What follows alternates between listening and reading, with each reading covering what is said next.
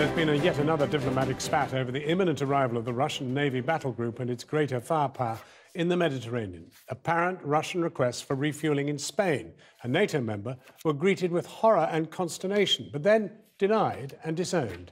The incident, though, has brought into sharp focus the concerns over the sheer firepower that the Russian ships are bringing to the Syrian conflict. Paul McNamara has this report.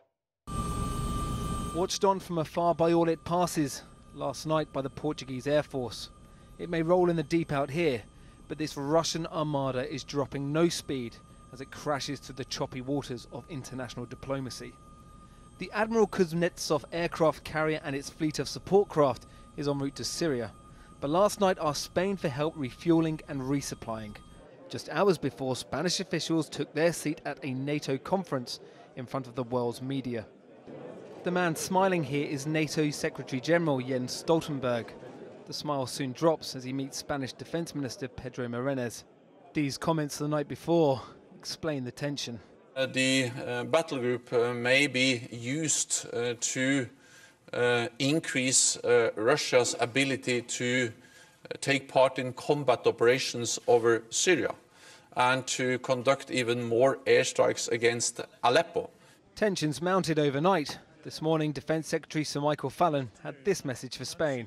We'd be extremely concerned that any NATO member should consider assisting a Russian carrier group that might end up bombing Syrian civilians. The problem for Spain today was that it has resupplied Russian ships in the past, 60 times in the last few years according to some reports. But they weren't during a NATO conference, with tensions heightened over Syria. Fortunately for Spain, Russia backed down today, first saying they withdrew their request, then saying they never made a request in the first place. Either way, a propaganda coup back in Mother Russia. It will be used to propagate the idea that Russia is the strong country, that they are friendly, they are cooperative, they can offer friendship to the NATO, and that is that good sign that NATO is bad force when they reject friendship. So that is good for propaganda purposes domestically. The real concern, though, is what the planes on that aircraft carrier do when they get to Syria. This is a village outside Idlib today. 17 people, mostly children, were reportedly killed when these bombs dropped next to a school, according to the activists who shot this footage. We don't know if the plane that did this was Russian. We do know that they have been active here in the past. For NATO, a diplomatic bullet was dodged today.